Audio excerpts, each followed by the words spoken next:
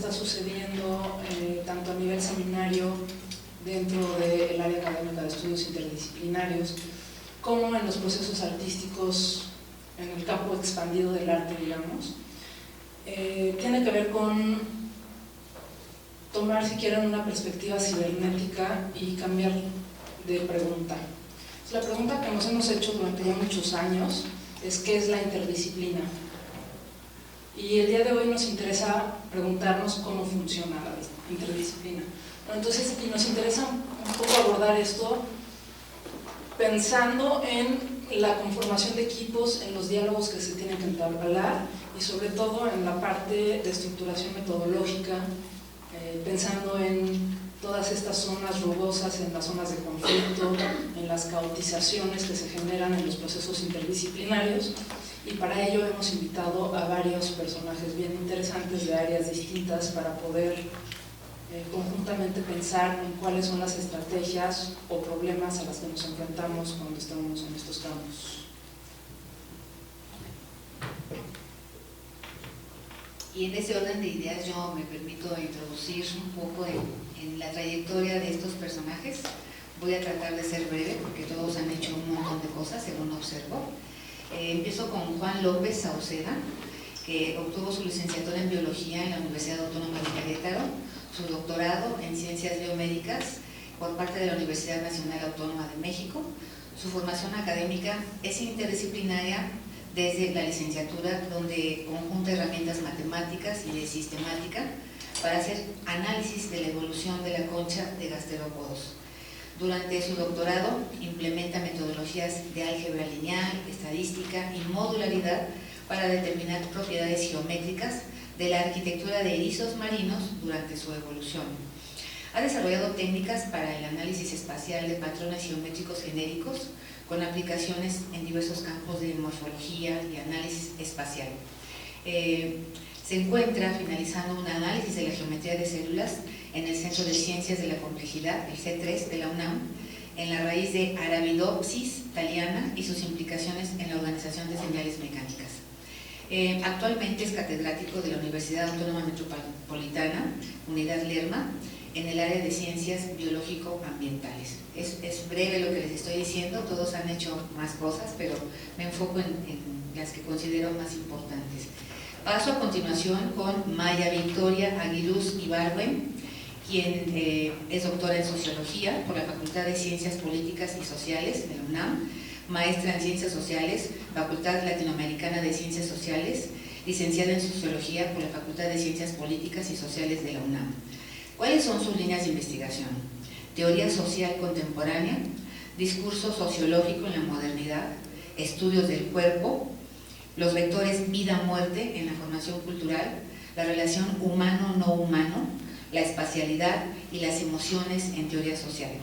Ha tenido múltiples publicaciones, entre las que, no sé, podría mencionar algunas que me llamaron la atención.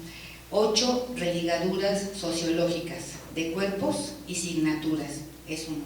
El cuerpo irreductible, cuerpo, espacialidad y emociones en teoría social, ¿no? Excepcionalidad de la violencia, emplazamientos y transposiciones en los estudios culturales latinoamericanos. Son algunos ejemplos de sus publicaciones.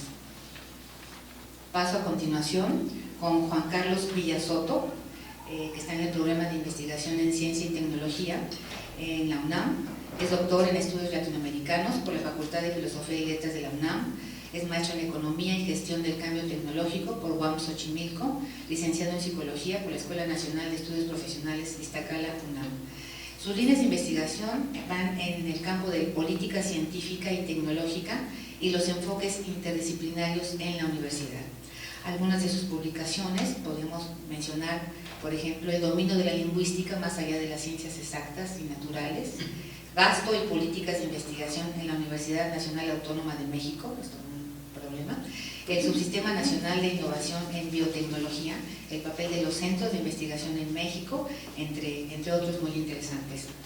Y a continuación paso con el doctor Salomón González Arellano, con un doctorado en Ordenamiento Territorial y Desarrollo Regional y maestría en Arquitectura en Asuntos Urbanos por la Universidad Laval en Quebec, Canadá.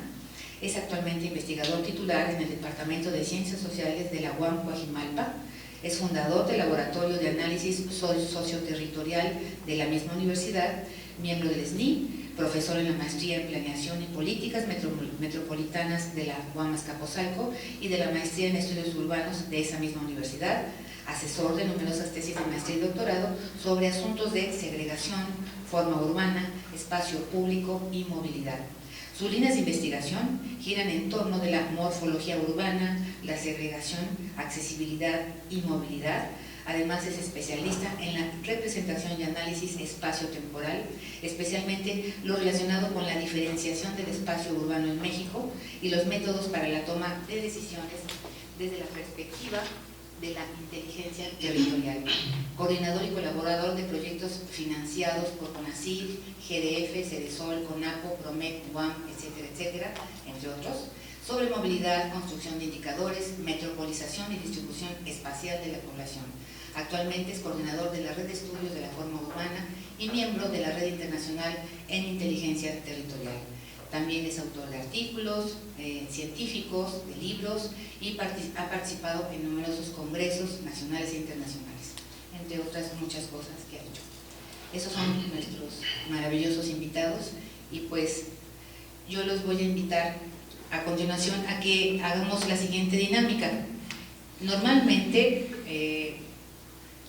iniciamos como describiendo mucho el trabajo que hacemos en el área donde estamos nosotros, que es el Centro Nacional de las Artes, pero ahora me gustaría que cada uno de ustedes iniciara describiéndonos qué se trae entre manos en sus proyectos, pero quisiera que se enfocara pues la primera participación en todos esos obstáculos, todas esas posibilidades de accesibilidad o inaccesibilidad entre comunidades, entre subjetividades en conflicto, que se dan, creo que de manera muy frecuente en los proyectos de carácter interdisciplinario.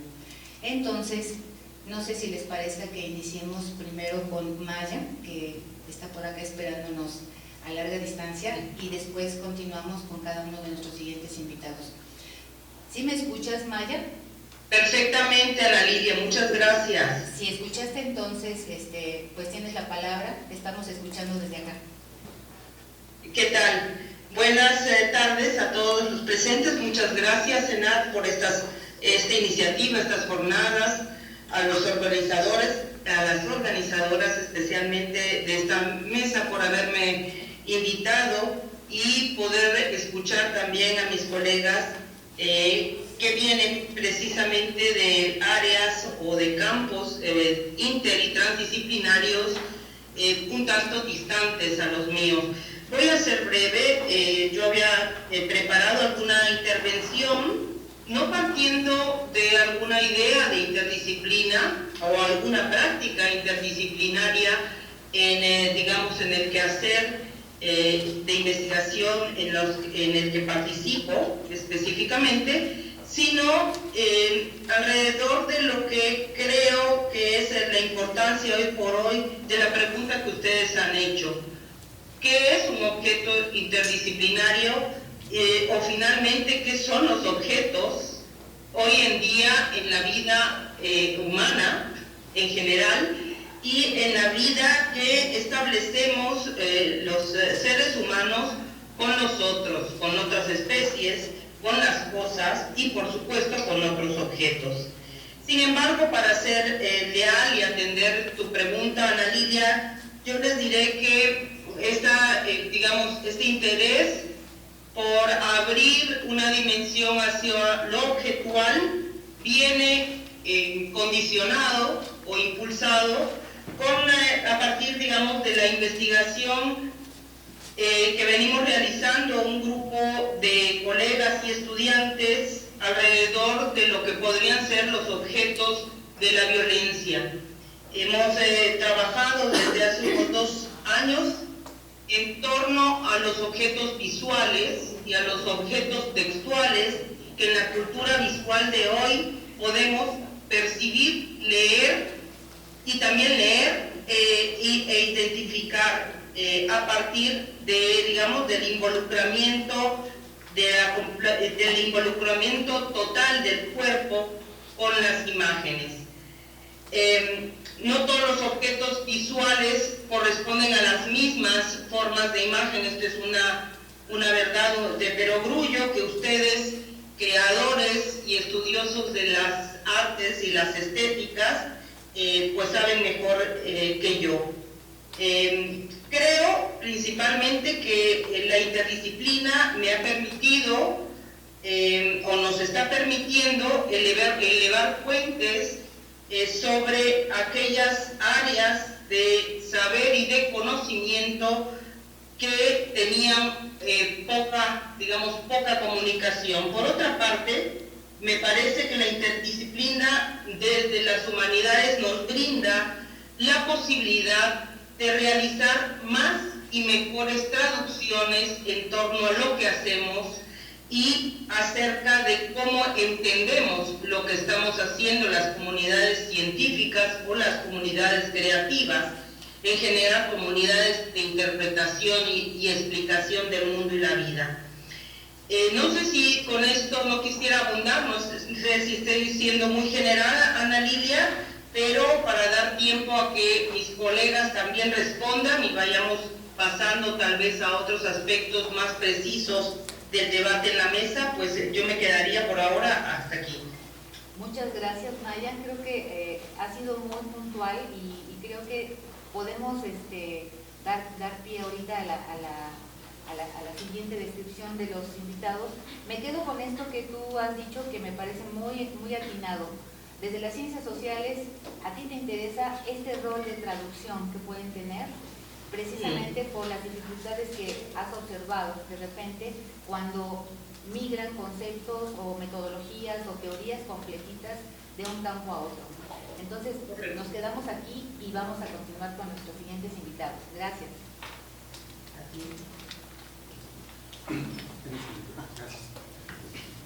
Bueno,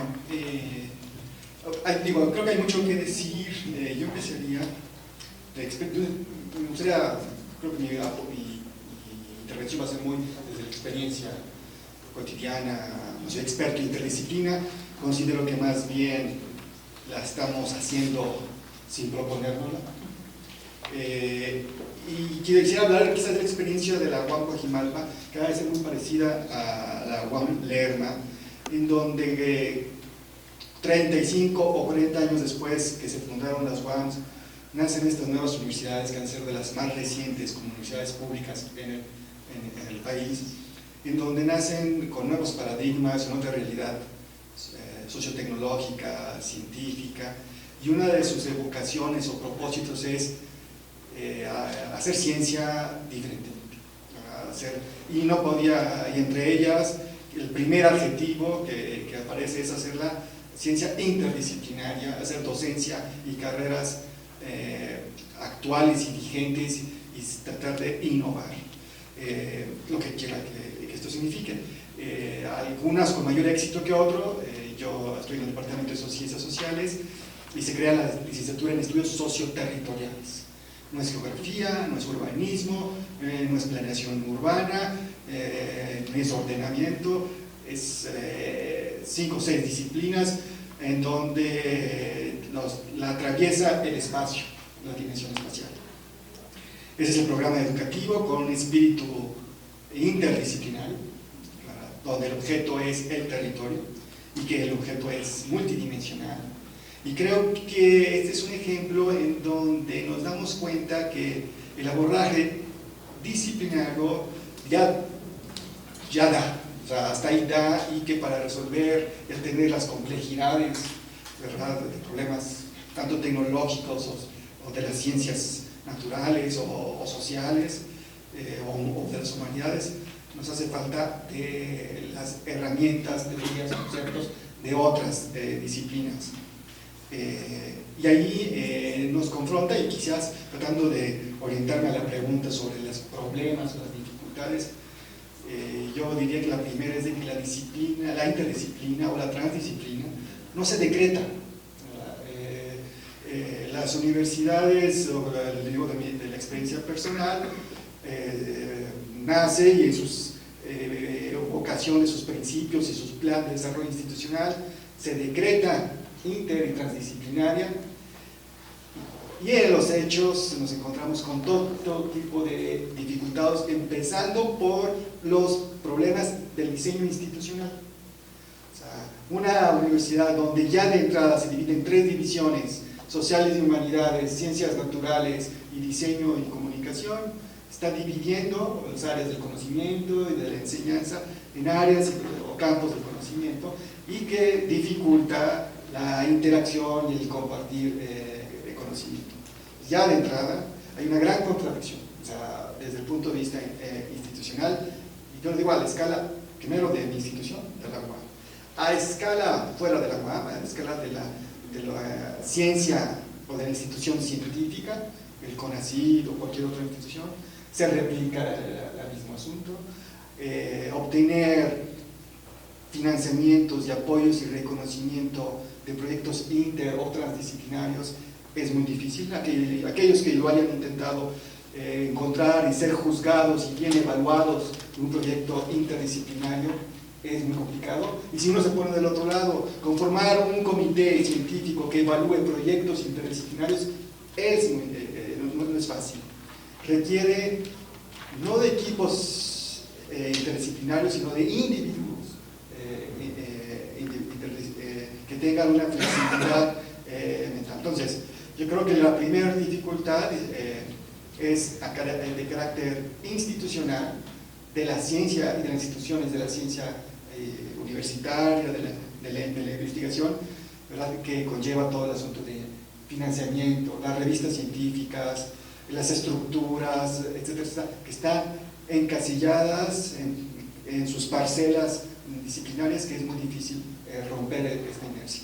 Ese sería como mi primera aporte. Después hay otros niveles de dificultades, más a nivel organizacional, a nivel personal, más que cada individuo en su forma, qué tan flexible eres en abordar problemas, pero los que estamos en esto, yo diría que este es con lo que personalmente más nos hemos tocado.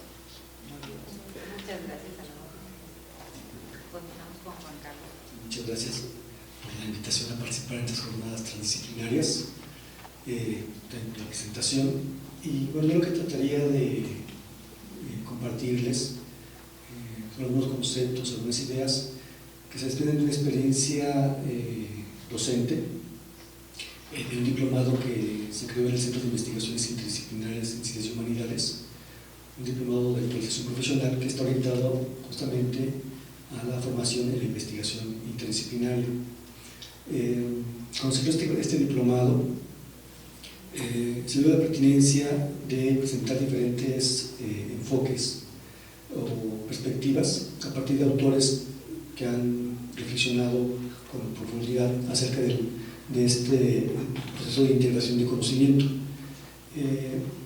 Son 4 autores los que se revisan, pero particularmente hay uno que es un epistemólogo muy importante, Rolando García, que colaboró con Jean Piaget a través de la formulación de la visión interdisciplinaria que plantea este autor, que lo conceptualiza como una metodología para estudiar problemas conceptualizados como sistemas complejos. Es que encontramos pautas metodológicas para poder desarrollar habilidades de integrar conocimiento. Entonces, a partir de este enfoque, se diseñó un taller en el cual se conforman grupos multidisciplinarios para que realicen propuestas de investigación con una perspectiva interdisciplinaria. A lo que me quiero referir respecto a esta situación es, primero, la idea de que esta perspectiva reconoce la necesidad de los grupos multidisciplinarios para hacer investigación con esta perspectiva, ¿no? Se habla de que haya una persona, digamos, con una formación pluridisciplinaria, puede realizar investigación interdisciplinaria, y eso creemos que es correcto. Sin embargo, los alcances que puede tener la integración de los grupos multidisciplinarios son mayores cuando se piensa justamente en pensar en los problemas en su complejidad.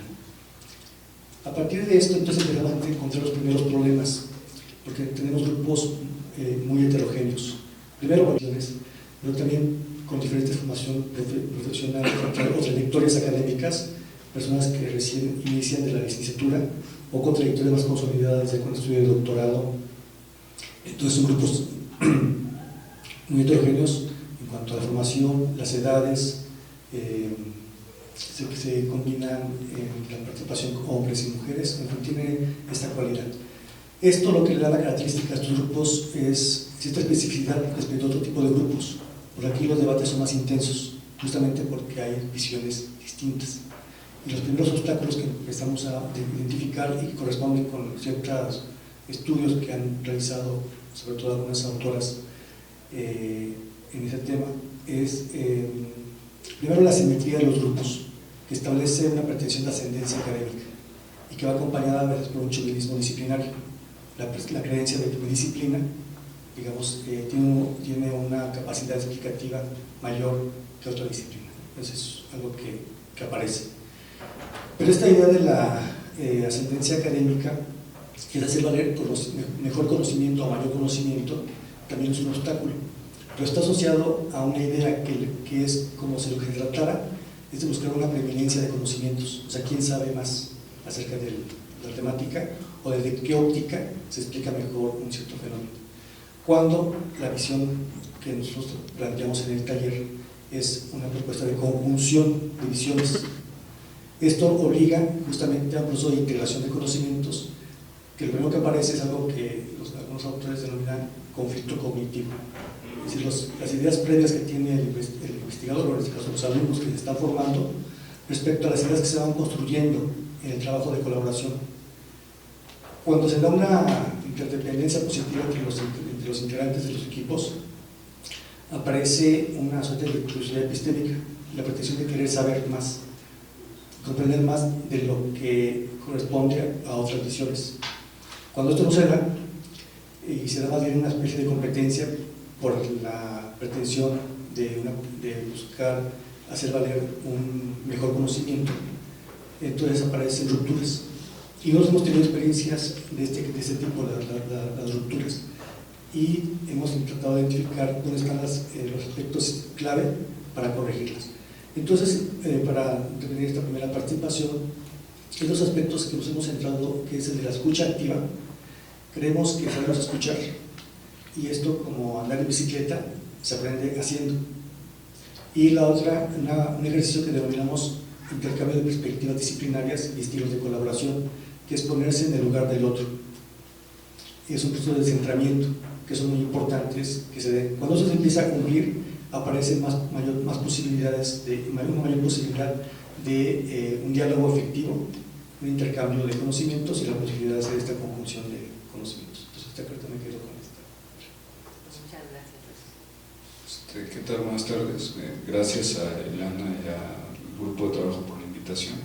Y les platico rápidamente que lo que alcanzo a ver ahorita inmediatamente es que es obviamente un poco el enfoque de lo que estamos aquí todos, es la disimilaridad que existe en cuanto a la formación de cada uno de nosotros. Y les platico rápidamente que, bueno, yo sí quiero seguir un poco las preguntas que planteó Ileana para seguir en la línea y el enfoque que se le va a dar a la plática. Y bueno, estoy actualmente en la unidad más reciente de la UAM, de la Universidad Autónoma Metropolitana, que es la unidad Lerma, y ahí el grupo de trabajo en esencia está construido para darle fuerza a esta idea de transdisciplina. De hecho es su esencia, básicamente considerando que cada una de las escuelas de la UAM tiene una esencia. En este caso de la UAM Lerma es justamente esa. Hay 4 licenciaturas, que es la licenciatura en Ingeniería Hidráulica, la licenciatura en Biología Ambiental, la licenciatura en Artes y Medios, que es como arte enfocada a cuestiones de tecnología, y la licenciatura en Políticas Públicas. Entonces mi formación es de biólogo, y antes de empezar a problematizar y a tratar de encontrar de cierta manera las líneas o lo que nosotros podamos aportar en cuanto a lo que podemos o hemos hecho con respecto a la transdisciplina.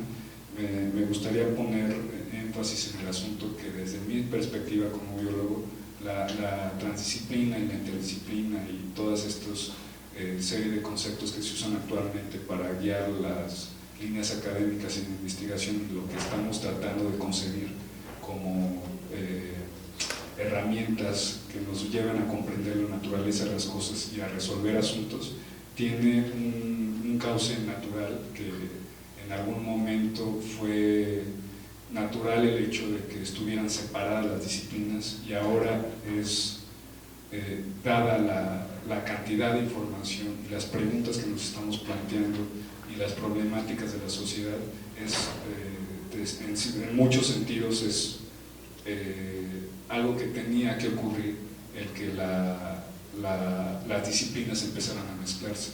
Una vez que empiezan a mezclarse las disciplinas,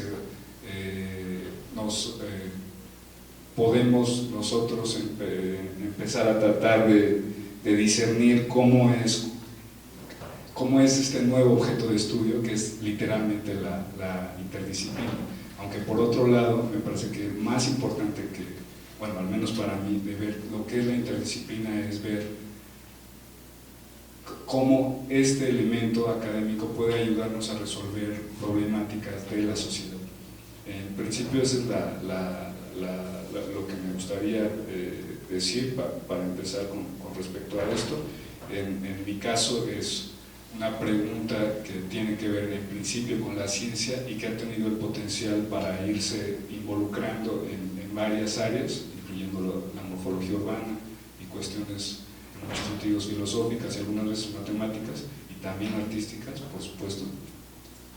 Cómo estas preguntas pueden guiarnos para ir aterrizando problemáticas con respecto a este punto. Entonces, para finalizar esta primera intervención, me gustaría resaltar la idea de que la interdisciplina puede tener dos maneras de entenderse. Una, tal cual como objeto de estudio, y otra como elemento académico que nos puede ayudar a resolver problemáticas que son relevantes, y desde mi perspectiva es muy importante esta otra parte, para aterrizar problemas contemporáneos de la sociedad. Gracias. Una de las cosas que me parece a mí muy interesante y uno de los motivos por los cuales los convocamos a ustedes es justamente porque nos hemos topado con una noción que es pluralizante y que a lo mejor resulta muy obvia, pero es que no existe una interdisciplina o una transdisciplina, sino muchas maneras distintas de mostrarse. Parece un proceso casi efímero, con una temporalidad a veces muy corta, a veces no tanto. Parece que a veces los procesos se endurecen y acaban en instituciones, en formatos institucionales rígidos. Entonces hay un asunto de el hacer, que ya se mencionó ahorita, que es importante y que tiene que ver con cómo se construyen herramientas metodológicas para solventar esas diferencias de las que están hablando, esos procesos de caos. Y a lo mejor sería bien interesante escuchar desde su experiencia personal en algún proyecto actual o no tan actual en el que estén participando, cuál fue ese momento de desesperación, no sé cómo llamarlo, de exasperanza, ya sea a nivel afectivo o a nivel académico, un poco pensando en estas dificultades de, por ejemplo, la descalificación de conocimientos, o en otras ocasiones hemos hablado también de cuál es el lugar que cada uno de nosotros juega en un proceso de esta índole, que es un proceso de autoorganización complejo, que nos deja también en posiciones bastante poco estables. Entonces nos gustaría escuchar un poco cuál es su experiencia en estos procesos, cuáles son esos momentos, si quieren, de quiebre, qué estrategias o qué tácticas han utilizado para tratar de solventar este tipo de problemas.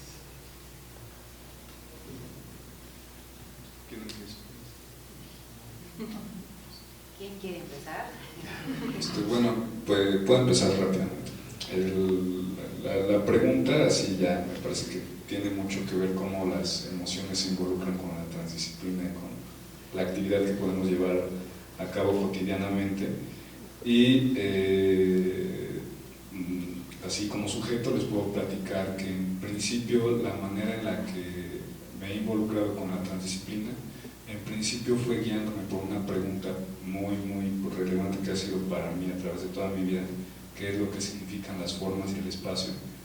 En principio fue una pregunta que ocurrió desde la biología, pero ahora ya a estas etapas de la vida en la que estoy me doy cuenta que tiene que ver con inclinaciones de arquitectura que tenía desde los inicios de este andar académico, y ya poco a poco se ha ido proyectando hacia diferentes caminos que son los que le han propiciado o le han dado respuestas para tratar de solventarla, que son las matemáticas en principio, posteriormente mucho el arte o esta cuestión plástica, que es una manera como de entender o de intuir cuestiones que se proyectan y que finalmente tienen una connotación estética relevante, pero que en principio tienen más que ver con un quehacer de una construcción de algo que no tiene otra salida más que el asunto plástico y totalmente subjetivo.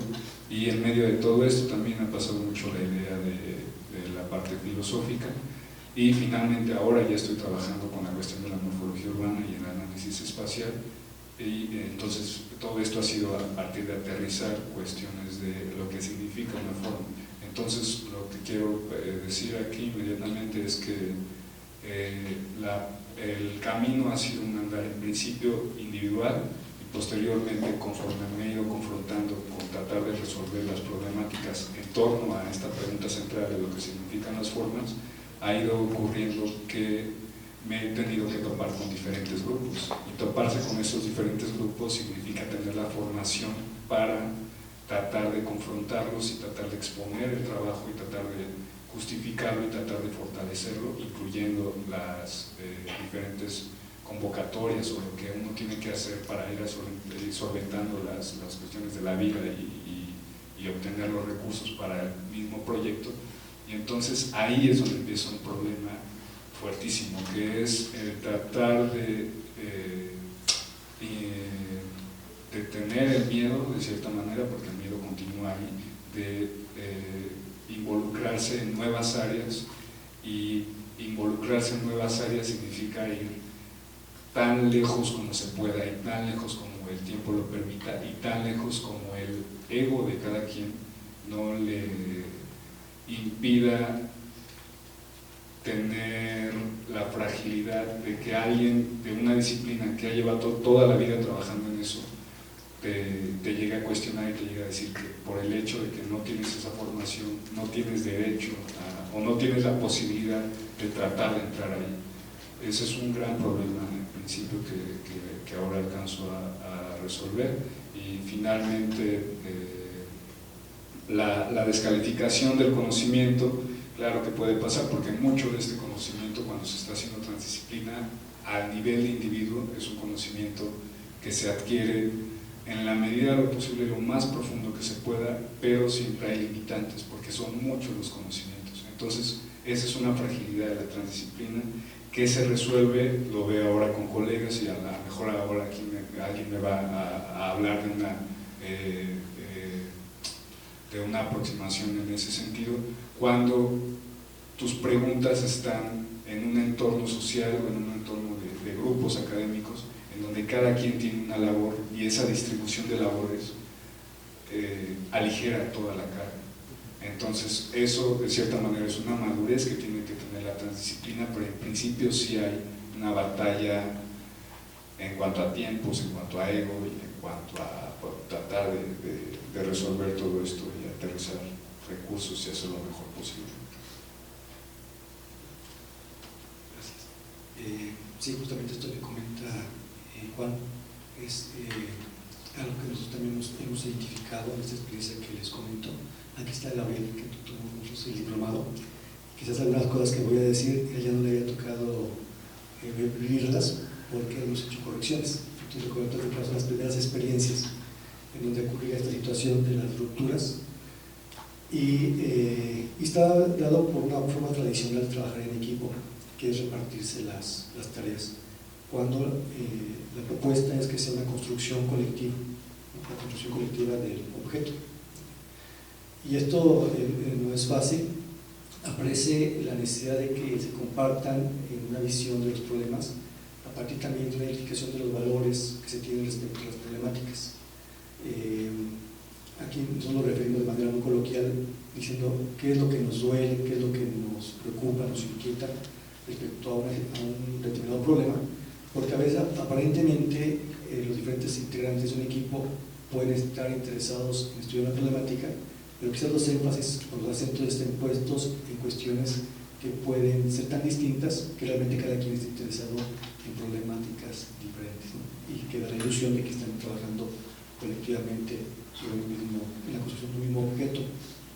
Pero esta forma tradicional de trabajar en equipo, que es la división de las tareas, y esta pretensión de tener una preeminencia de la acción disciplinaria, nosotros tuvimos experiencias de personas con trayectorias académicas muy sólidas que, digamos, en su experiencia académica escolar tenían calificaciones siempre muy altas, pero enfrentar esta situación de construir colectivamente un trabajo le generaba una gran ansiedad, porque aparecía esta pretensión de convencer al conjunto de una forma de pensar. Cuando veían resistencias, entonces no sabían cómo resolver esta situación a partir de un diálogo efectivo, y tuvimos dos equipos de trabajo con características muy similares en la composición, es decir, en cuanto a una asimetría muy marcada en las edades y la formación académica, que no únicamente llevó a rupturas, sino que en sentido estricto un integrante de cada equipo se enfermó en el proceso, digamos, de trabajo. Entonces aparecía algo interesante porque llegaban con justificantes médicos, pero era una forma ya de eludir la cuestión de enfrentar el reto que implicaba el trabajo de colaboración. Entonces una forma de eludirlo era, pues, asumiendo que entonces, como ya estaban en una situación de compromiso, que estaban comprometidos a su salud, pues tenían una justificación ante sí mismas de que entonces por eso no continuaba con el trabajo. Sin embargo, al final presentaban la propuesta de acreditar el diplomado con un trabajo individual en donde podrían ellos o afirmaban que integraban todas las visiones que se estaban, digamos, trabajando.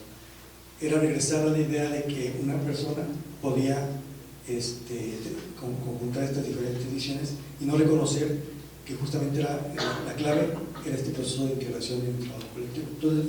Entonces quisiera comentar esta experiencia porque sí hay resistencias, y en todo caso lo que nosotros identificamos con un concepto que es el de postura jerárquica, nos dimos cuenta que no era tanto esta relación asimétrica que podía existir, porque ni siquiera es que lo hicieran valer las personas de mayor trayectoria académica, sino es un estilo de trabajar, ¿no? La pretensión de creer justamente de que esta asimetría que puede existir es lo que impide el que una idea pueda avanzar.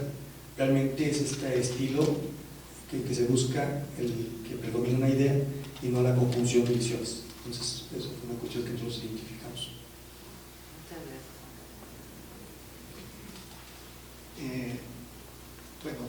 Voy a seguir un poco, concuerdo muy bien con Juan y Juan Carlos en todas sus ideas, y quizás quise ilustrarlo, y me disculpan si lo retomo de ejemplos personales, pero creo que puede ser enriquecedor. Yo estudié arquitectura y trabajé, antes de estar en la academia, 8 años en bufetes de arquitectos, y creo que ser arquitecto es un trabajo muy interdisciplinario. O sea, me tocó ser jefe de proyectos y tenía que convivir con el ingeniero de suelos, o el ingeniero de estructuras, o el técnico eléctrico, o con el hidráulico, o con el administrador que hace la ruta crítica de las finanzas, y todo eso conjugarlo, y todos estábamos alineados a construir un hospital, un hotel, una casa. y había, no todos efectivamente tenían esa habilidad, pero había, incluso a veces dicen, el arquitecto es una especie de jefe de orquesta, que tiene que, no es el experto en cada una cosa, pero sabe cuándo tienen que entrar y reunirlos. Entonces, para hacer el plano de plafones, tienes que llamar de ductos de aire acondicionado, el eléctrico y las instalaciones para que coordinen.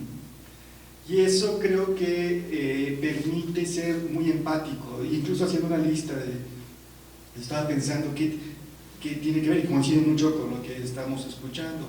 De entrada, un respeto, o sea, un profundo y sincero respeto a los saberes, y no hablo, y aquí quisiera salirme un poco de lo académico, sino de los saberes en un sentido más amplio, los saberes populares, a los saberes profesionales, a los saberes científicos y tecnológicos, que desgraciadamente hay una jerarquización, y ya sea por los medios, lo que sea, el científico es el que sabe, cuando se desprecian otro tipo de saberes que... Pues yo creo que en un proyecto interdisciplinario, intersectorial, transprofesional, o sea, debe de haber este respeto y reconocimiento a otros tipos de saberes. Esto implica una habilidad de comunicación muy amplia, multicanal, de verdad, no todos somos hábiles quizás para el discursivo, algunos serán mejor para lo visual, pero desde el lenguaje corporal, visual, etcétera, permite desarrollar lo que creo que sería el siguiente punto, que es la empatía, ¿verdad? Tiene que haber esta empatía, esa postura, esa predisposición a no querer imponer una jerarquía y despersonalizar el proyecto. En ejercicios que hacemos nosotros, en talleres, primero a veces evitamos que nos presentemos, por ejemplo, o que solamente se presente con el nombre, José, Luis, y no anteponer el título profesional, porque eso ya empieza a establecer jerarquías y distancias, entre otros. Y el primer momento de construir confianza es te expreses por canales despersonalizados, en donde ya no se trate de ti, sino de la tarjeta, o del dibujo, o de la maqueta, y podamos con confianza hablar de la maqueta, del dibujo, de la tarjeta, y no de Juan, o de Salomón, o de alguien. Entonces, ese asunto es importante. La segundo, que es un atributo, creo que los que de alguna manera, sin proponerlo, pareciera que hacemos interdisciplina, es la curiosidad. O sea, ¿qué otros saberes, técnicas, métodos, tradiciones me permiten enriquecerme? O sea, eso implica efectivamente fuera ego, una cierta humildad, una flexibilidad enorme, de ser capaz de agarrar un manualito, hacer el intento, preguntar sin que eso represente que soy menos, etcétera, y una gran capacidad de experimentación, mucha experimentación, y estar dispuesto a echar a perder un mes, a perder 2 o 3 meses. A mí los programas de posgrado, por ejemplo, los programas de posgrado que están rigurosamente sometidos a los 18 meses o a los 18 meses, no me gustan, ¿verdad? Porque matan toda posibilidad de equivocarse, de experimentar, de echar a perder 2 o 3 meses de una prueba y decir, bueno, no importa, me regreso y vuelvo a empezar, o aprendí y ya no lo hago de esta forma. Entonces creo que son una serie de competencias que son a la vez del individuo, muy personales, ¿verdad?, que en suma dan más a nivel de grupo. O sea, yo creo que no podemos pensar solamente en grupos interdisciplinares, tenemos que pensar en personas que forman grupos interdisciplinares, o sea, personas que tienen cualidades sociocognitivas, ¿verdad?, que permiten conformar grupos interdisciplinares, ¿verdad? Entonces, las mayores frustraciones o problemas es cuando a veces nos encontramos con personalidades con una gran rigidez o con un gran ego, ¿verdad?, que obstaculizan formar grupos interdisciplinarios. Sin embargo, he tenido otra vez volviendo a lo personal, la gran suerte de que casi nunca pasa. O sea, quizás cuando se va montando el proyecto, se va construyendo una especie como de entusiasmo y de empatía y de, digo, vamos a hacer, bueno, siempre hay el granito negro en el arroz, ¿verdad? Que hay que convencerlo, ¿verdad? Que no es así, que es más amplio el asunto. Y bueno, muchas gracias, Salomón. Maya, si nos has estado escuchando con cierta nitidez, te pediríamos que tú continúes con esta reflexión. Muchísimas gracias, sí, los he escuchado, pero además con muchísimo interés, porque cada una de las trayectorias y las experiencias expuestas, pues nos dicen mucho de lo que pueden ser, digamos, la variedad también de formación interdisciplinaria, independientemente, dejando en suspenso, digamos, la forma específica en que se plantean los problemas del conocimiento cada uno de mis colegas, con los objetos que delinean y diseñan en sus investigaciones. Esto, al oírlos, fíjense ustedes, me pareció algo muy notable para toda la audiencia, ¿no? Si me permita hacer extensiva mi opinión. En el caso particular, mientras los oía, yo decía, bueno, ¿y a dónde voy? Porque en términos de lo que podría ser el mundo afectivo de un quehacer interdisciplinario, al cual pues me acerco constantemente, pero también me alejo con la misma pasión con la que me acerco, ¿Por qué? Primero porque he sido, digamos, formada dentro de un marco disciplinario muy, digamos, denostado en las ciencias sociales, como es la sociología, puesto que aprendí a ser socióloga en un momento en que la sociología declinaba en México. Declinaba porque había una ruptura entre los grandes, digamos, narrativas o los grandes marcos de interpretación teórica, histórica y económica, digamos, de contenido o de inspiración marxista, con una gran variedad, por supuesto, pero en este declive, otras expresiones sociológicas eran, digamos, tenían poca cabida en el marco de la formación de licenciatura que yo cursé, ¿no? Sin embargo, desde entonces tuve la posibilidad de encontrar los vínculos, especialmente entre las sociologías y la dimensión simbólica de la vida social. Por otra parte, digamos, encontrarme contradicciones en donde lo que se mencionó de mi trabajo, este umbral entre vida y muerte, justamente había sido un problema sustancial en la formación de una voz o de un paradigma filosófico histórico como el de Foucault. También pude, digamos, atravesar lo que es la sociología y hacer una formación en lo que en mi carrera o en mi facultad se conocía como la ciencia política pura y dura. Y digo pura y dura porque había muy pocos empíricos y muchos teóricos del Estado, por ejemplo. Lo que quiero decirles es que ya mi formación de licenciatura se dio sobre el eje de la sociología y sin embargo con una gran variedad de entrecruzamientos discursivos.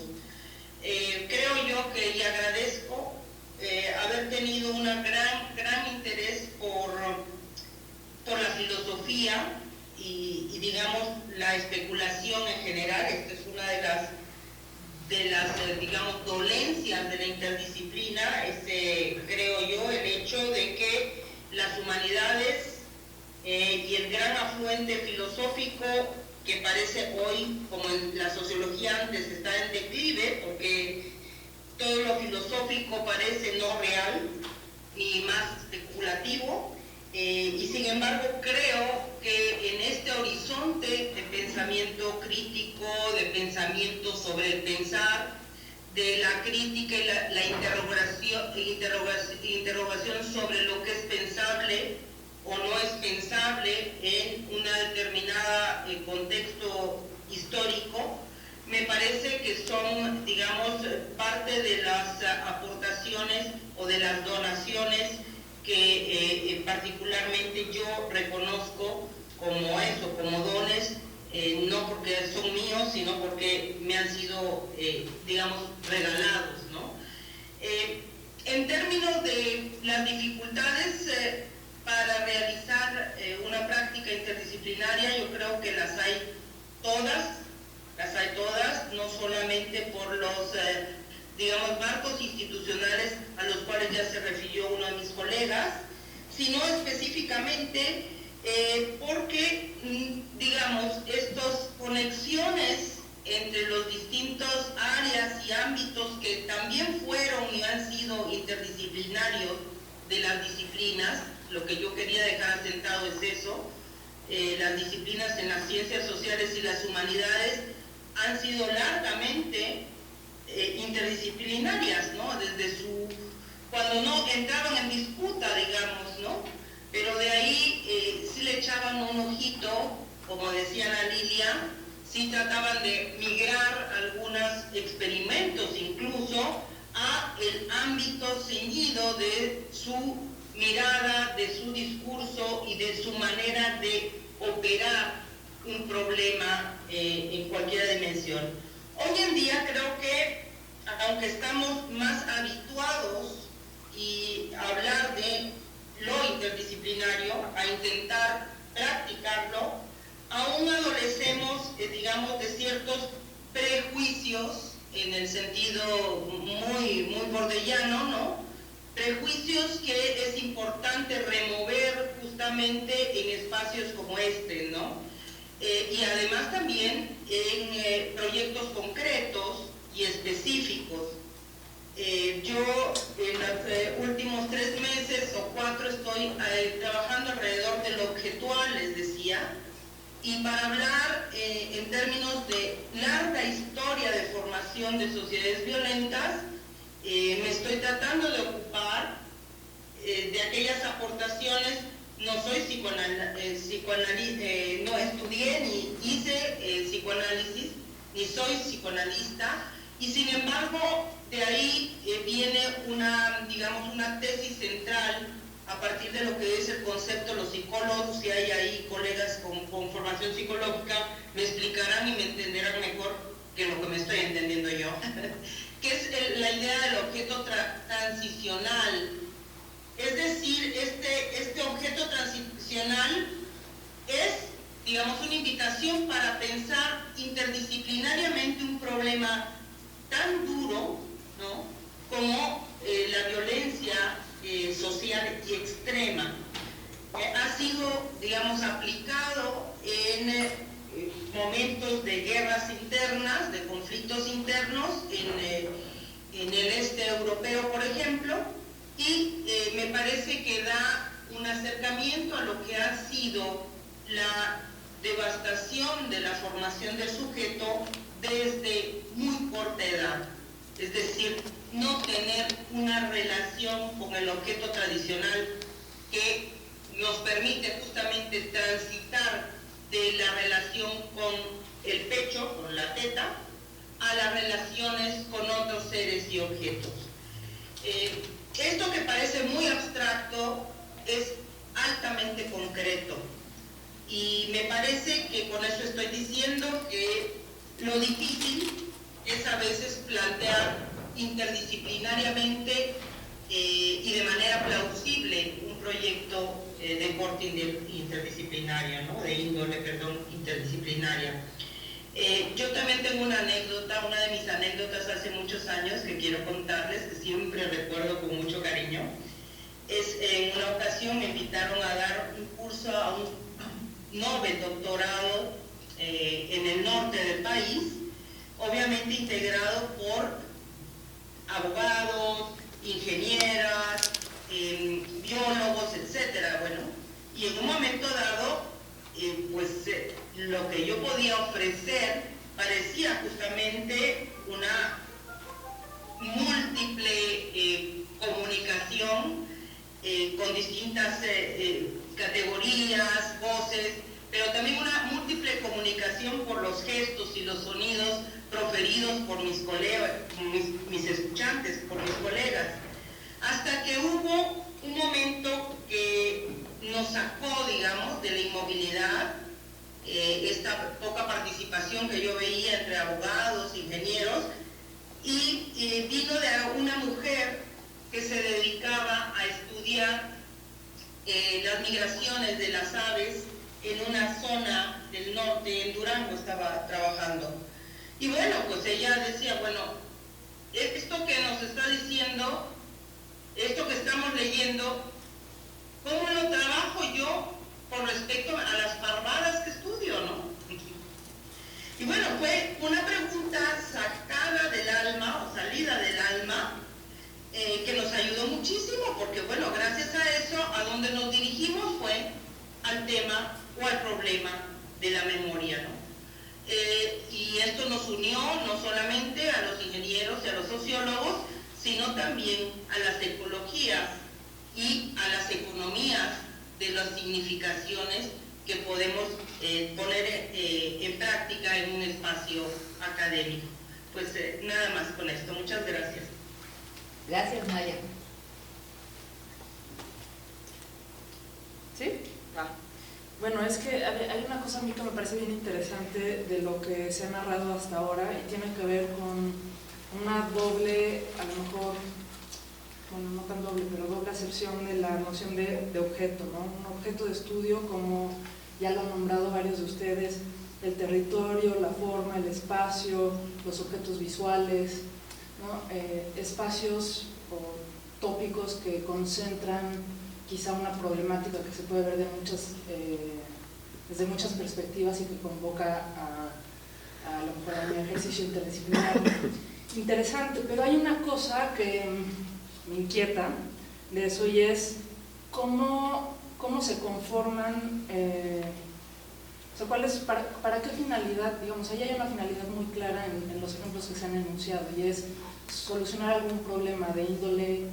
Han habido muchos tipos de índoles de problemas, ¿no? De docencia, de arquitectura, y eso está muy bien, eso puede convocar de manera muy concreta a una forma de trabajar.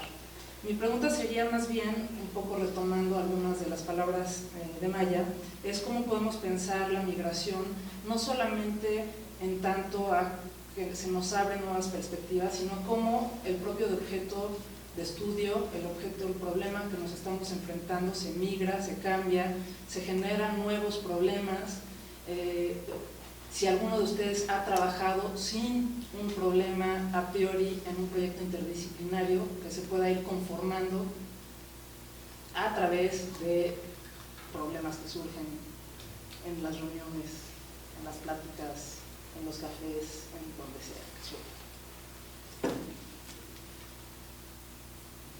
O sea, un poco estoy pensando en la mesa pasada para completar, en donde ciertos, por ejemplo, se invita a un físico a participar en una problemática de danza, de cómo se puede registrar la danza, cómo se puede registrar el movimiento, si es que la danza tiene la posibilidad de tener un registro o no, y cómo se inventa este físico un dispositivo para rastrear las posturas del cuerpo y la movilidad, que inventa específicamente para hacer un registro de danza, pero que sin embargo después retoma para su propio campo disciplinario y le sirve como un ejemplo muy concreto en el aula, ¿no? Y entonces ahí el objeto de estudio se transforma, se difiere, se emplea en otros lados, nutre otras disciplinas o reconfigura la nuestra. Sí, me parece que existen muchas metáforas en este proceso de integración de conocimiento, ¿no? Se habla de procesos de hibridación, de polinización cruzada, de las migraciones, ¿no? O sea, hay muchos. Nosotros particularmente hemos tratado de distinguir dos procesos de integración de conocimiento asociado al concepto de interdisciplina. Uno es la integración de disciplinas, con la construcción de lo que podemos llamar dominios híbridos, la bioquímica, un híbrido. Y otra orientación que está enfocada al estudio de investigación interdisciplinaria, orientada a la formulación de problemas, justamente esa construcción del sistema complejo.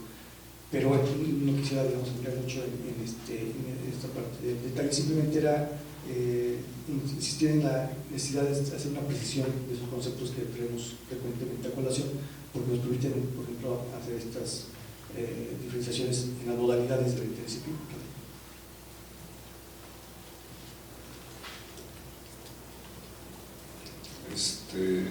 Bueno, rápidamente aquí con lo que acaba de mencionar Juan Carlos, y sobre a través de todo lo que hemos discutido y lo que he escuchado, alcanzo a ver que con respecto a la pregunta de Ileana del objeto de estudio, en que básicamente hay 4 maneras en las que podemos pensar en la transdisciplina.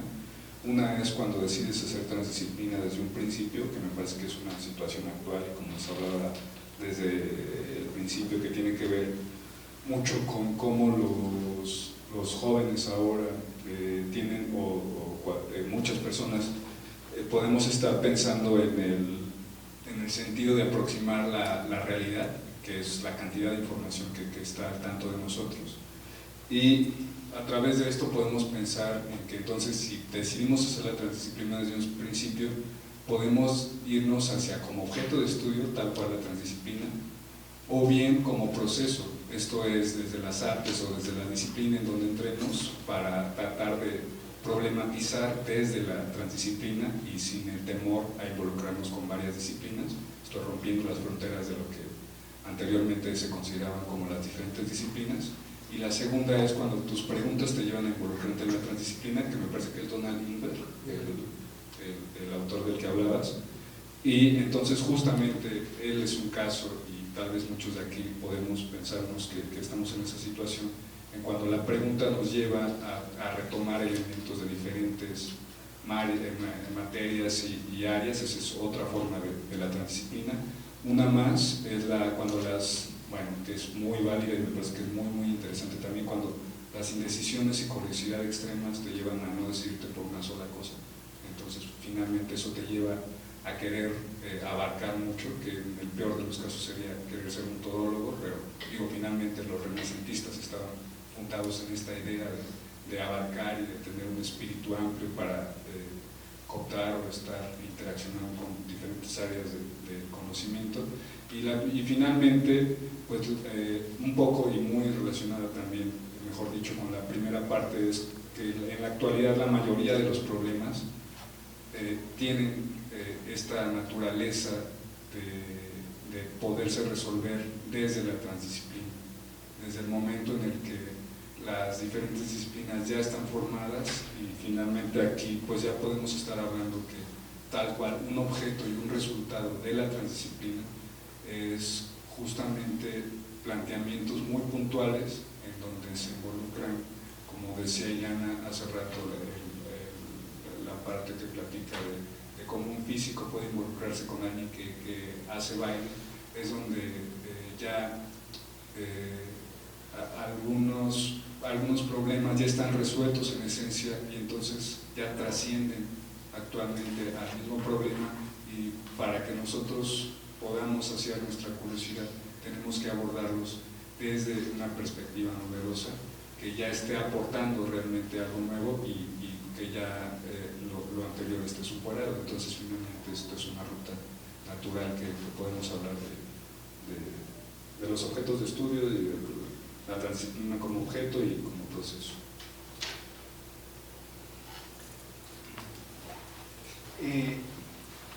Bueno, hay varias cosas que me vienen a la mente. Creo que en esto de hacer interdisciplina, vamos a no sé si sobre valorarlo, como que se corre el riesgo de ponerla sobre las disciplinas. Creo que seguiremos necesitando de los especialistas, ¿verdad? Muy puntuales, y habrá especialistas que nos permiten avanzar muy bien en el conocimiento. Habrá ese perfil y creo que será necesario. Habrá el que puede dialogar, ¿verdad? No sé, lo contrario de especialista, el generalista, ¿verdad? El que pueda, sin ser especialista, dialogar muy bien y poder moverse entre los especialistas. Hay en este reconocimiento que podamos darle a la interdisciplina, efectivamente como este reconocimiento a que los problemas son complejos, los objetos de estudio son complejos y necesitan de un diálogo entre varias disciplinas, se corre el riesgo también de una cierta pose, ¿verdad? Y yo lo que he visto, ¿verdad?, es que muy a menudo se puede correr el riesgo de manosear el término de interdisciplina, ¿no? Y además hay de interdisciplina a interdisciplina, ¿verdad? O sea, si un sociólogo con alguien de ciencias políticas hacen interdisciplina, sí, pero desde mi punto de vista yo soy deseoso de ver un físico con un sociólogo, ¿verdad? O un matemático con un psicólogo, ¿verdad? La distancia, o sea, de tradiciones y de métodos, ¿verdad? Hay disciplinas que por su tradición y son más cercanas que otras, entonces los retos por lo tanto son diferentes. Ahora, en ese ejercicio,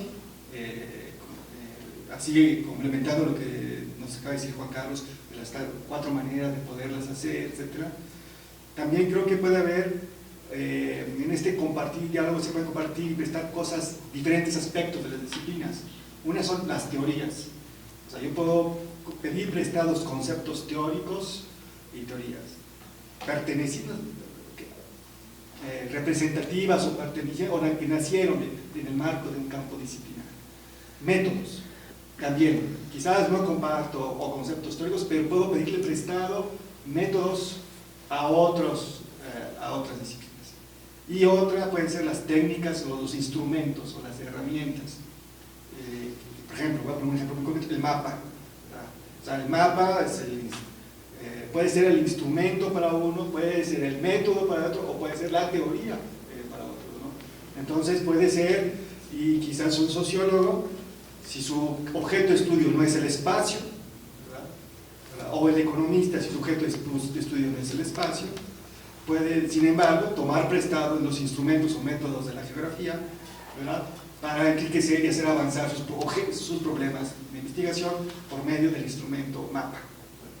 Entonces, hay que ver que uno puede moverse muy bien, y hay ejemplos bonitos. Yo quisiera complementar el lado desde el punto de la geografía o del ordenamiento territorial, como el modelo de la teoría gravitacional de Newton es retomado para explicar las migraciones de los polos de grandes ciudades y de pequeñas ciudades, en donde la interacción es directamente relacionada con la distancia e inversamente a la masa de las ciudades, ¿no? Entonces toman el modelo y realmente lo formalizan al grado como si fuera una constelación a los flujos migratorios o a las áreas de consumo de los centros comerciales a partir del modelo gravitacional de Newton, ¿verdad?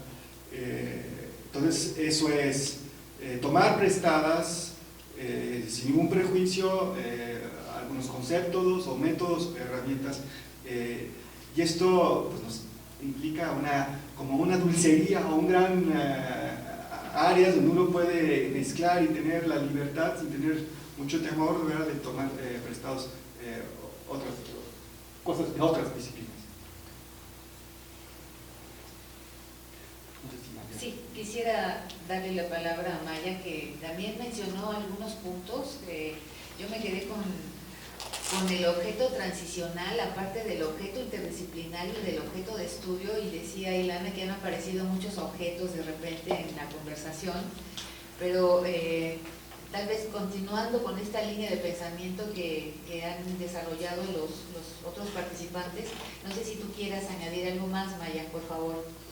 Bueno, mira, me he perdido un poco, digamos, la tipología de formas de acceder a problemas interdisciplinarios, pero ya con Juan Carlos ya me acercaré en otro momento y voy a aprender muy bien de esta tipología. A mí no sé hacia dónde iba esta pregunta de la migración, porque la migración también es una metáfora recurrente y recurrida en el hacer interdisciplinario, ¿no? Yo creo que aquí, a mí me gustaría hacer siempre muchos distingos entre lo interdisciplinario, sé que se dice mucho, sobre lo interdisciplinario y transdisciplinario. Porque efectivamente lo transdisciplinario está sobre todo determinado, y ahí sí hablo con una categoría más fuerte, a partir de no solamente el problema, sino el objeto.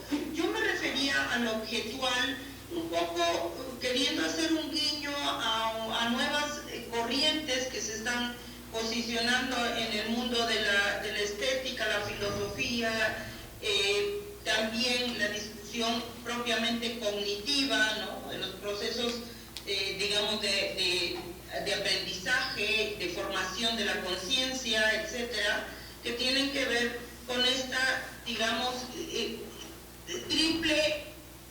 con este triángulo del mundo como nos lo representamos y como nos lo hemos conocido el mundo en general, que tiene que ver con la falsa división entre mundo sensible e intelectivo, y que hoy en día nos lleva y nos invita a hablar de lo que es la formación de los objetos que se nos aparecen, o sea, de las apariencias, que y ahí, bueno, pues están situados también los objetos visuales. Hablé de objetos porque, primero porque el tema del objeto interdisciplinario es efectivamente qué es un objeto, en qué se distingue y se distancia un objeto de la cosa, porque todos los objetos son reales. Es decir, el objeto de un problema y de un proyecto es una, digamos, que cruza, toca o define una realidad, ¿no? De esta realidad múltiple, inabordable. Pero esta es mucho más, el objeto es mucho, está distanciado de las simples cosas, de la simple o compleja materialidad, ¿no? Es una discusión muy interesante a la que yo creo que tendríamos que darle mayor prestancia, en el sentido de que, insisto, los objetos son cosas, pero no todas las cosas son objetos. Y al hablar de objetos interdisciplinarios o no, podemos referirnos al mapa que mencionaba. El objeto mapa puede ser un objeto para una teoría del espacio y de las representaciones del espacio, etcétera, o puede ser justamente un medio, es decir, también un objeto. Así las cosas, lo que los sociólogos antes llamábamos como, digamos, instituciones básicas de las sociedades contemporáneas o lo que llamamos modernas, como la familia, hoy en día podemos tratarlas como estructuras también imaginarias. Imaginarias en el sentido de que no hay formas definidas de familia, sino objetos de familia que se relacionan con otros objetos de familia.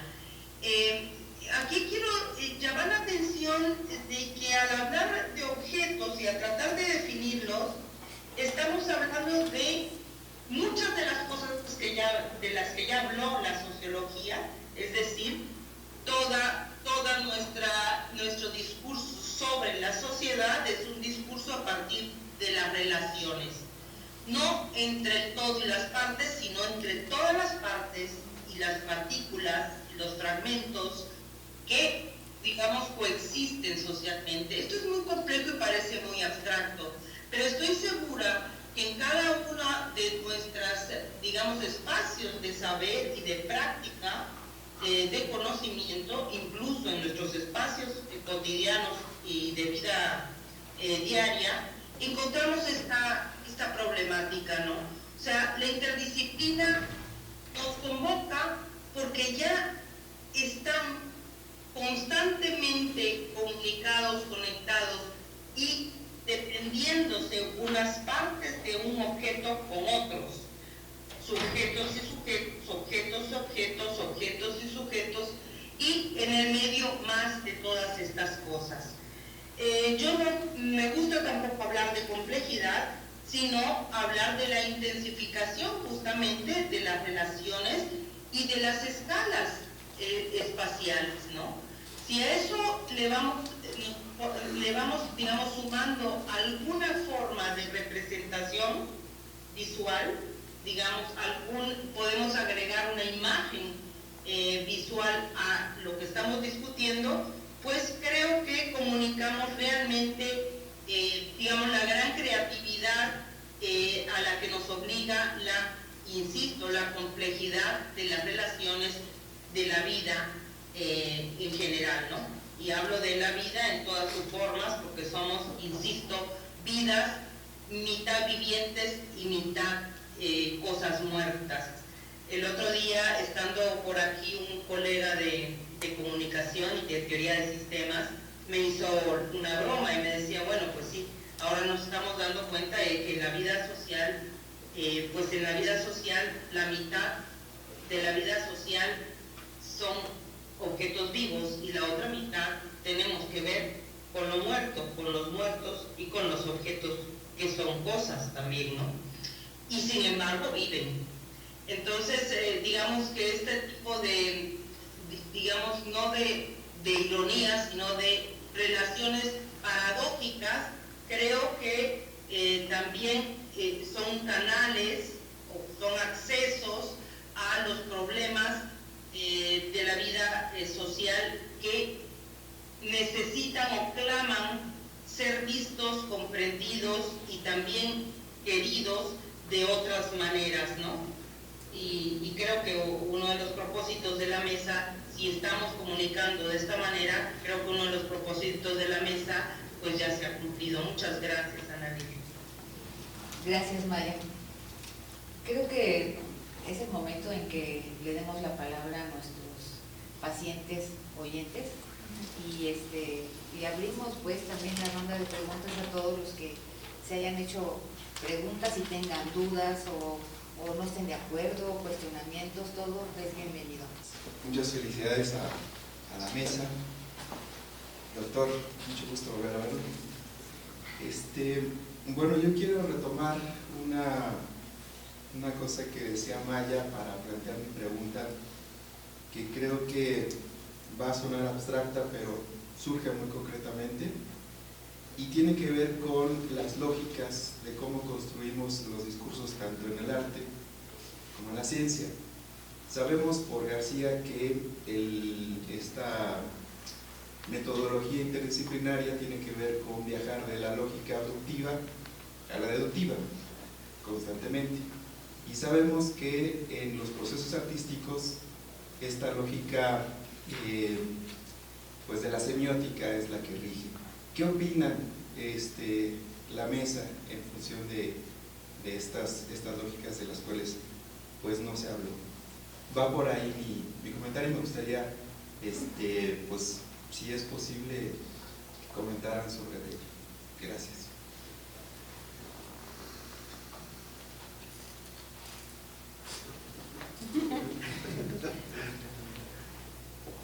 No sé, ¿hay más preguntas o vamos directamente a la respuesta? Tengo una pregunta. A ver, déjame pasarte. Gracias. Es algo que dijo el doctor Salomón, pero quizás esta pregunta es para todos. Se trata de la metáfora de la orquesta, que es el conductor de una orquesta, que tiene que trabajar con todos los instrumentos, todos los músicos, y crear algo en común, ¿no? Entonces mi pregunta va un poquito más en la dirección de la formación en sus instituciones. ¿Cómo formar gentes investigadores interdisciplinarios o transdisciplinarios.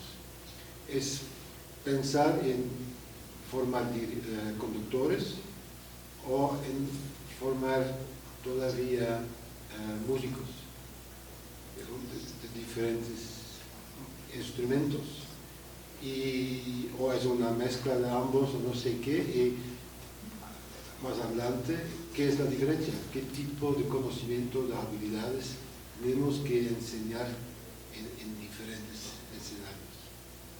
Es mi pregunta. ¿Alguna otra? También entre ustedes pueden preguntar. Ay, me estoy pisando a mí misma. Bueno, a lo mejor podríamos ir contestando a esas y ya van a ver. A ver, si ustedes también pudieras entrar un poquito más de la idea que metodologías, herramientas, conceptos, etcétera, dentro de las prácticas propias de las actividades tanto de las ciencias duras como de las artes.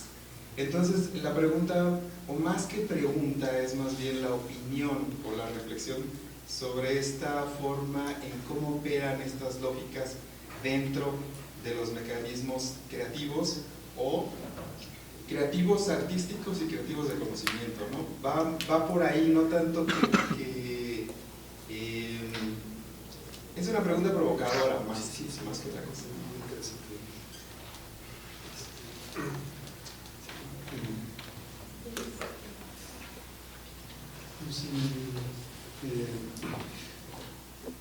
Yo retomaría quizás, bueno, más que términos de referencia a Rolando, hay más sentido pensar en este interés en identificar aquello que, digamos, parece como estos principios más de carácter universal que pueden unificar los diferentes saberes, ¿no? O conocimientos, que abarcaría, digamos, desde las artes hasta las ciencias. Y está ubicado desde el punto de vista justamente en esta idea del proceso creativo. Quien lo refiere con mayor esa precisión, con intención de establecer estos principios más de carácter universal es Prigogine, cuando habla acerca de la naturaleza creativa que tiene la naturaleza. Y establece justamente que ese proceso, digamos, de alejarse de las situaciones de equilibrio o alejarse de las situaciones de no equilibrio, lleva a formas de autoorganización que tienen una característica creativa, ¿no? Que es donde surge la novedad, lo diferente, y que esto aplica, digamos, en todas las esferas de la realidad, y que esa es la expresión máxima de creatividad, es justamente el pensamiento humano. Yo ahí encontraría, digamos, quizás esta proximidad entre las posibilidades, entre las, digamos, las lógicas, ¿no? Porque entonces ya se establece justamente la idea de la emergencia de lo novedoso, de lo nuevo, como un punto, digamos, de unificación para entender cómo opera, digamos, la realidad natural, social y el mundo del pensamiento. Y es un elemento, digamos, articulador que me parece que es muy importante conocer como tal. Yo por ahí lo trataría de establecer a partir, digamos, de estos principios más de carácter con intención de identificar lo que tiene como carácter más universal.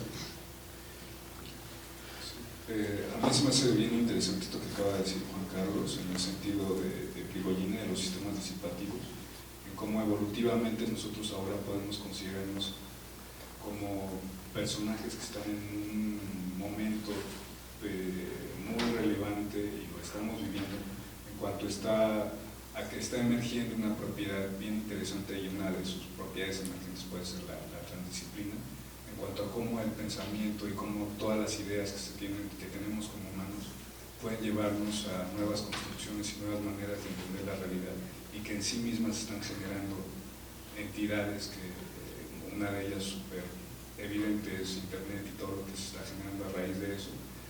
Y por otro lado, en lo que preguntabas a mí, se me hace muy bonito un trabajo de un arquitecto que se llama Christopher Alexander, que tiene un libro que se llama La naturaleza del orden, que tal vez lo conocen aquí, en donde él justamente, bueno, antes de hablar de él, se me hace que de manera muy coloquial lo que alcanzo a entender es que tu pregunta es, o más bien tu comentario va en el sentido de reflexionar acerca de cómo puede existir la confrontación entre dos discursos y dos estructuras de cierta manera mentales o individuales, que es la ciencia y el arte. Y una cosa que veo que se me hace muy tangible aquí es cómo el arte se puede aproximar desde la tecnología, que es algo que es de cierta manera común. Pero otra que es justamente la que hace Christopher Alexander es plantearse preguntas científicas, y no solo científicas sino filosóficas, y aproximarlas, y preguntas que tienen que ver con asuntos estéticos, y aproximarlas a partir de metodologías científicas. Entonces este personaje se pone en el escenario la idea de por qué esta idea de orden y esta idea de vida que nosotros alcanzamos a entender subjetivamente en la naturaleza, en el espacio y en los sistemas, que podemos nosotros solo intuirla, ¿por qué no es válido aproximarla desde las ciencias?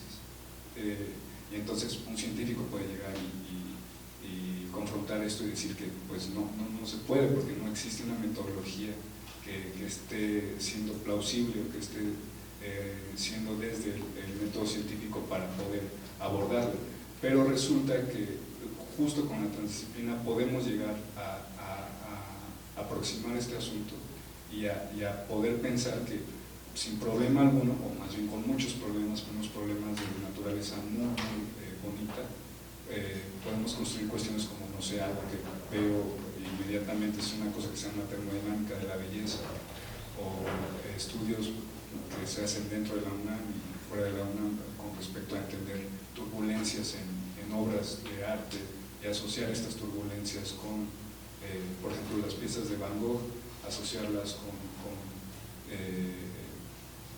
con mecánica estadística y hacer cosas de ese tipo, o simplemente la idea de que muchas veces son fronteras que nos ponen en un borde, o justamente alguien que puede tener una investidura muy formal puede llegarse a sentirse agredido y decir, estás en el borde de decir nada, o sea, de estar en lo que se puede considerar New Age, o lo que se puede considerar algo que ya es risible o fuera del esquema de lo que está consagrado y de nuestro reino de la razón y lo académico.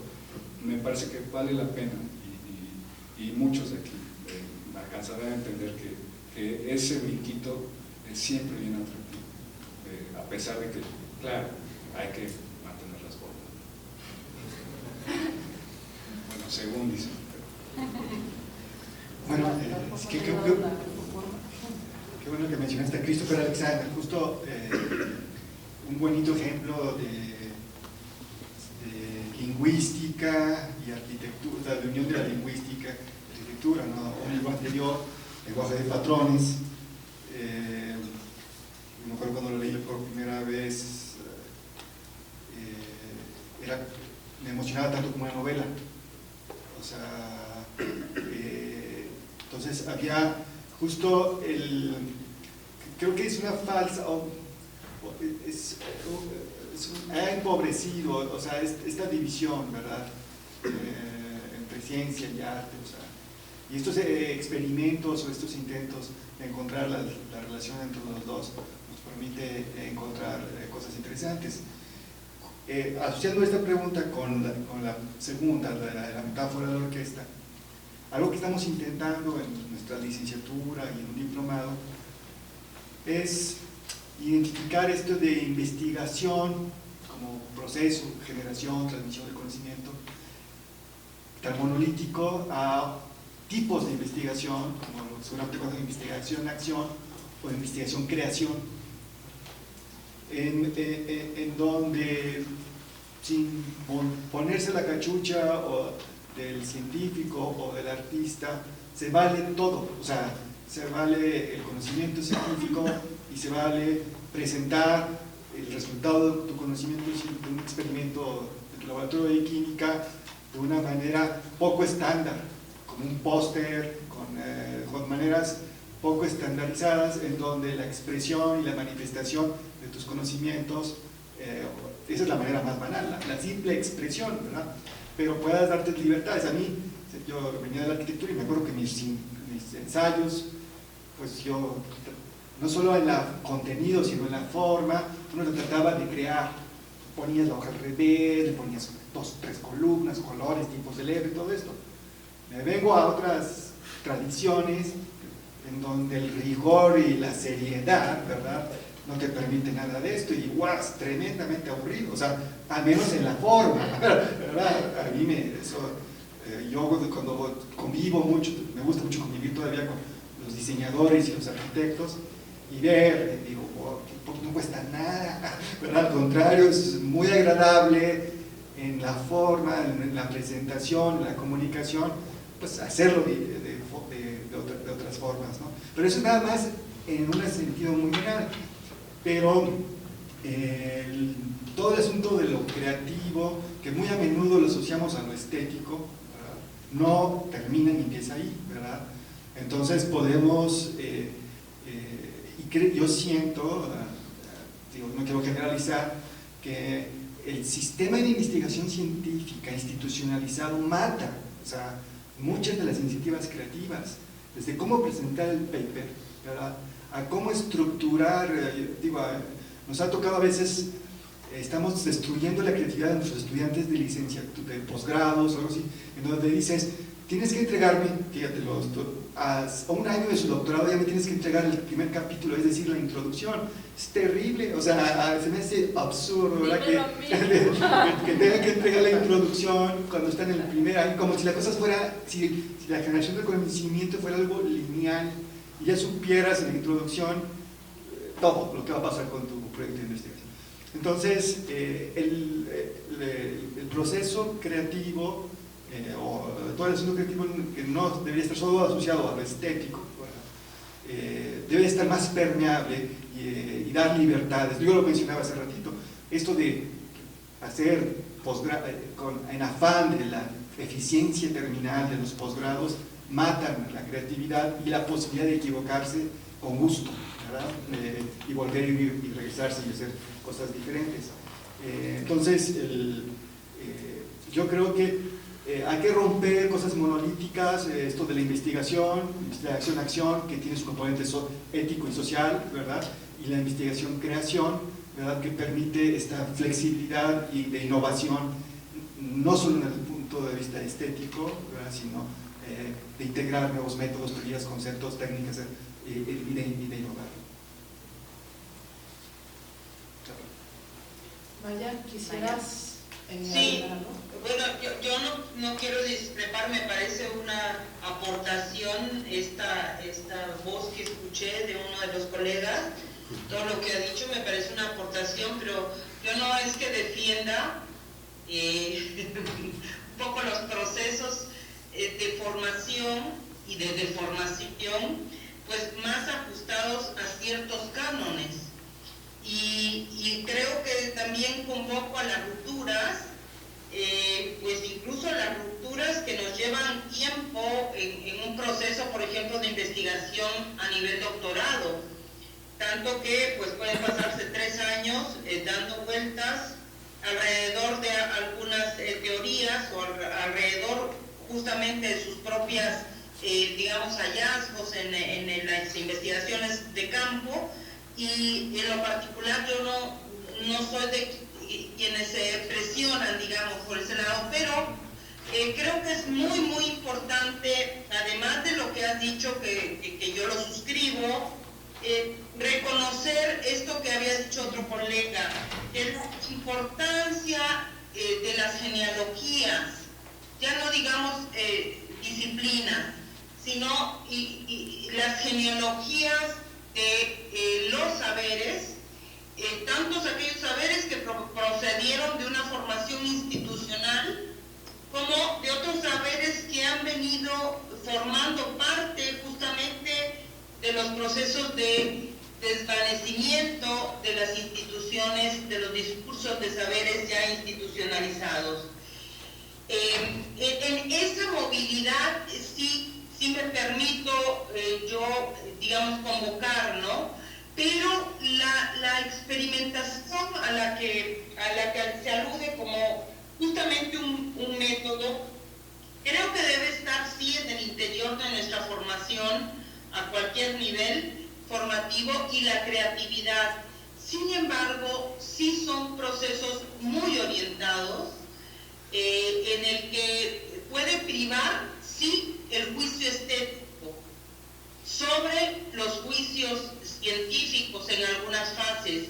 Es que todo depende del proceso formativo que se esté generando, y ahí, digamos, la categoría del espacio es muy importante. No solamente cada interacción de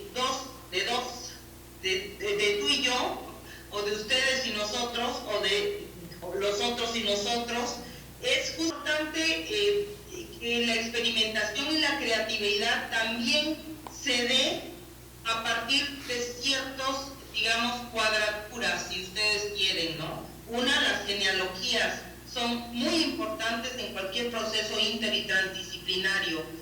No se trata de juntar, sino de conocer realmente de dónde viene lo que estoy diciendo, quién lo dijo y cómo lo dijo.